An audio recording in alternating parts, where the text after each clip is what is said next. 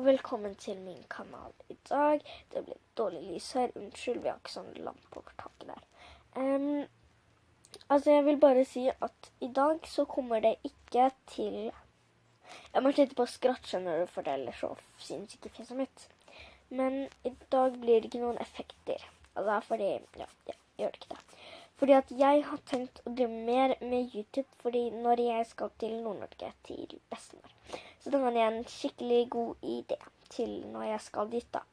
Så da venter jeg med å lage en ny YouTube-kanal til jeg kommer dit.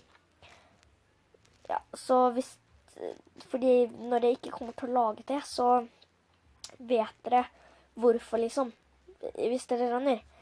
Og jeg håper noen har likt videoene mine da. Så, altså nå er jeg alene, men jeg skal dra med han Daniel. Han som var med på vloggen, eller vloggen faktisk, han som var med på den forrige YouTube-kanalen, introduksjonen, ikke sant? Så, jeg vil bare minne på at det er klart da. At jeg ikke skal vlogge liksom, eller... Jeg sier alltid vlogge, fordi jeg vlogger på Snapchat, ikke sant? Og da, jeg driver med vlogger, en YouTube-kanal. Så jeg er ikke så særlig god, men håper flest mulig liker meg. Jeg er ikke like god som for eksempel Thea Margrethe. Og hvis dere ikke har sett på henne, se på henne. Henne er sinnssykt god til å lage slim og alt mulig sånn. Jeg kan si, henne er skikkelig kul. Og så Amalie Olsen er en veldig god vlogger.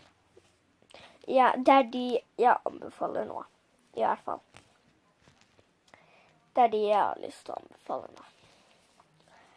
Så det kommer ikke til å bli noen effekter i denne videoen, dessverre. Men hvis jeg skal til en venn, så kan jeg sikkert ta det sånn fort filmaktig. Ja. Men da er jeg ferdig med det. Så da... driver jeg mer med YouTube-kanalen når jeg skal til Nord-Norge med Daniel. Endelig så greide jeg å si det. Ha det!